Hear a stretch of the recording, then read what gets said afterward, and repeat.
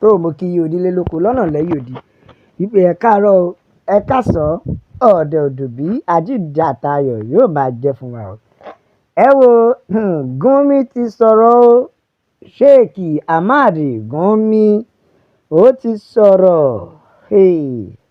Ìjọba wa ẹ bá wa wá ọ̀rọ̀ kan ṣe sí ọ̀rọ̀ Gumi nítorí pẹ̀lú tó sọ yìí ṣe ló dàbí wípé òun gan rẹ́dì láti dúró ti àwọn agbésùmọ̀mí. Ẹgbọ́n tó sọ, ó ní ọmọ ogun Nàìjíríà ò lè borí agbésùmọ̀mí láéláé.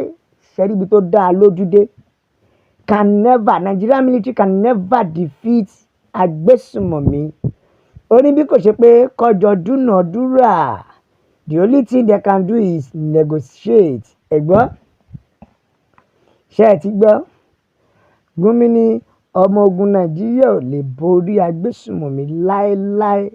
Ẹjọ́ kó tó lè sọ̀rọ̀ bẹ́ẹ̀ yẹn pẹ̀lú ìgboyà, a jẹ́ pé ó ti yé yín, èèyàn ló mẹ́ndì òrò tóró rẹ̀ fi ń ké. Bẹ́ẹ̀ ni o, ní December 9 oṣù kejìlá ní ọdún 2025 ni Ahmad Sheikh Gumi sọ̀rọ̀.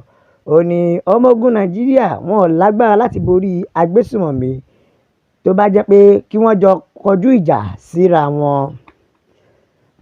Fún díẹ̀ yìí, ó wá ń pe ìjọba àpapọ̀ ìyẹn federal government wípé ẹ wò ó, lẹ́yìn kẹjọ dúnàádúrà pẹ̀lú àwọn ará bíi kí wọ́n má bàa ba ètò ààbò jẹ́ ní North West region.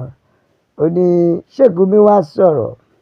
Sheikh Gumi stated that armies traditionally struggle against guerrilla fighters and Nigeria is not expectation. Where have you ever seen the military defeat guerrilla fighters? Nowhere. Ó wá fi wọ́n wé ṣegede. Ó ní Nàìjíríà kò sí bẹ́ẹ̀ ṣe lè ṣe ẹ ò lè borí àwọn agbésùmọ̀mí. Ó ní tẹ́ lè ṣe ojú pé kẹ́ ẹ bá wọn sọ̀rọ̀ nítubí ìnùbí nítorí pé bí bẹ́ẹ̀ kọ́ ètò ààbò yóò sì máa mẹ́hẹ̀ lọ. Ṣé ẹ ti rí pé Gumi yẹ ní ẹni tí ìjọba Nàìjíríà ń dè mọ́ ibì kan. Bẹ́ẹ̀ ni látàrí àwọn ọ̀rọ̀ tó ń sọ lẹ́nu, bẹ́ẹ̀ ó tún wá tẹ̀síwájú. Ó ní ẹ wo, akitiyan ọmọ ogun Nàìjíríà nìkan ò tó kankan. Bẹ́ẹ̀ ni ó ní akitiyan wọn ò tó kankan pé ẹ kàn ń dára wọn láàmú ni. Ó ní ẹ wo, nǹkan tó ṣe kókó ni pé ẹ kúkú bá wọn sọ̀rọ̀ kẹ́ negotiate. Ẹ jọ̀ọ́ ó ṣe jẹ́ pé gbogbo ti Gumi ò ju negotiate lọ. Ẹ̀yin náà gbọ́ Sheikh Gumi sọ eléyìí nígbà tí ó gbọ́ pé bàbá Tinubu ti direct security agents to collaborate with governors to ensure the release of all kidnapped victims. Bẹ́ẹ̀ ni bàbá Tinubu ti ní ẹ wo, gbogbo ẹ̀yin ẹlẹ́ṣọ́ ààbò ẹ parapọ̀ ẹ pawọ́pọ̀ pẹ̀lú àwọn ìjọba.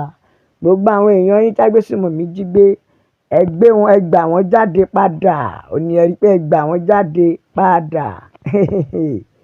Ṣé ẹ ti wá rí sìn? Èyí ló fà á tí Gumi fi jáde tó fi sọ pé láéláé ọmọ ogun Nàìjíríà ò lè borí agbésùmọ̀mí. Ṣé ẹ rí pé wonder shall never end in Nigeria. Irú orílẹ̀-èdè wo rèé? Àbí ká sọ pé kí ló dé tí gbogbo ẹ wá doríkodò dé báyìí? Àbí wọ́n máa ń sọ pé better days are coming. Eléyìí ó worst sí ni o. For God's sake, ẹ jọ̀ọ́ ta ni Sheikh Gumi náà? Ṣó lágbára tí wọn ò lè fọwọ́ kan ni? Torí a lè sọ pé òun lọ̀tá orílẹ̀-èdè Nàìjíríà. Tí ò bá múra, ìjọba Nàìjíríà ẹ tì í mọ́lé. Ó ní ìjọba Nàìjíríà tí ò bá ti múra kọ́ tì í mọ́lé. Ẹ máa gbọ́ o. Bẹ́ẹ̀ eléyìí sọ̀rọ̀ Olúfẹ́mi oní bàbá Tinubu Ribadu Musa. Ṣé ẹ gbọ́ dáadáa? Ẹ jọ̀ọ́ ẹ ṣeun tó tọ́. Bẹ́ẹ̀ ni tẹ́ ẹ bá fẹ́ òmìnira, ẹ ṣeun tó tọ́. Ẹ pín orílẹ̀-èdè, ẹ jẹ́ kó ní kálukú lọ lọ́tọ̀ọ̀tọ̀. Èwo ni ká jọ máa dúrà pẹ̀lú agbésùmọ̀mí? Ìyẹn ló ń pè ní rubbish. Báwo la ṣe máa dúnàádúrà pẹ̀lú agbésùmọ̀mí? Bẹ́ẹ̀ agbésùmọ̀mí ìjọba dẹ̀ ń wò wọ́n bí wọ́n ṣe ń yan fandafanda nílùú tí ò sì sí kankan tí ó ṣe wọ́n. Ṣùgbọ́n èmi náà mọ̀ pé tó bá ti lè gbé Gúnmi tí ọwọ́ tẹ Gúnmi, àwọn agbésùnmọ̀mí o, ajínigbé o, gbogbo wọn wọ́n máa lahùn, gbogbo wọn wọ́n máa lahùn.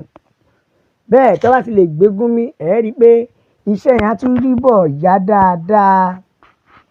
Bẹ́ẹ̀ lélẹ̀ ni ẹ wo gbogbo àwọn Fúlàní bí wọ́n ṣe rìn tán yan nílùú, bó tilẹ̀ jẹ́ pé wọ́n sọ pé àwọn o, bó tilẹ̀ jẹ́ pé bàbá Tinubu ò rí nǹkan kan ṣe sí i. Eléyìí wá sọ̀rọ̀, ó ní seriously agbésùnmọ̀mí rìn fandafanda nílùú, ẹ jọ̀ọ́ àwọn aláìṣẹ̀ ń kọ́. Wọ́n ní ó jẹ́ kí ìjọba wá wọ̀rọ̀kọ̀ fi ṣàdá. Ọ̀rọ̀ ńlá ni Gúnmi sọ yìí wípé agbésùnmọ̀mí o, ìjọba ọmọ ogun Nàìjíríà ò lè borí wọn. Ó lọ fà. Ẹ jẹ́ ká àtẹ̀jíṣẹ́ kan tó kù yìí. Bẹ́ẹ̀ lélẹ̀ ni ó jẹ́ kán ti fura sí Gúnmi o. Bí ibà ṣe bẹ́ẹ̀ ni á jẹ́ pé olórí àwọn bókobòko tàbí agbésùnmọ̀mí nílẹ̀ orílẹ̀-èdè Nàìjíríà ni, pẹ̀lú bó ṣe ń sọ̀rọ̀ tó tún ṣe aṣojú fún wọn. Ó mà ṣe o, ẹ rí i pé a nílùú.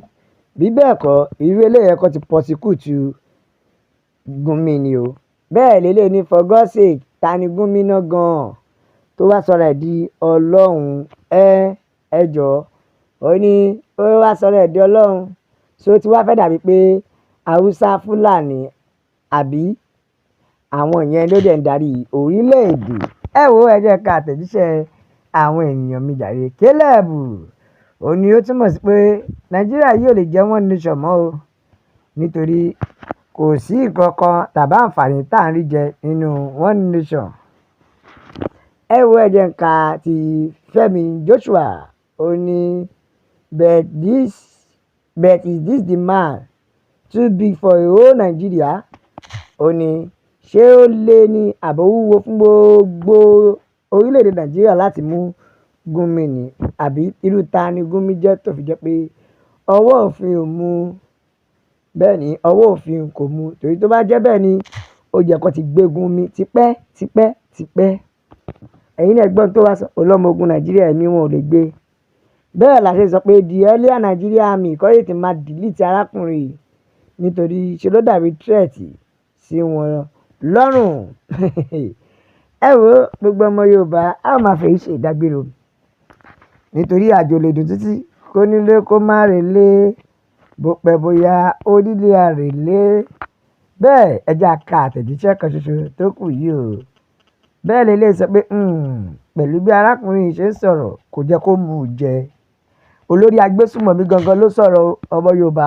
Wọ́n ní ẹ tètè mọ̀ bẹ́ẹ̀, nítorí tí ì bá ṣe bẹ́ẹ̀ ni báwo ló ṣe lè nígboyà àti máa sọ ọ̀rọ̀ báyìí ní orí afẹ́fẹ́. Ẹ like, ẹ share, ẹ subscribe, ẹ tẹ̀ sójú ẹ̀. Ẹ jẹ́ yàrá rẹ̀ pé Yorùbá Nation nìkan ni ọ̀nà àbáyọ. La fi sọ pé ó dàbọ̀.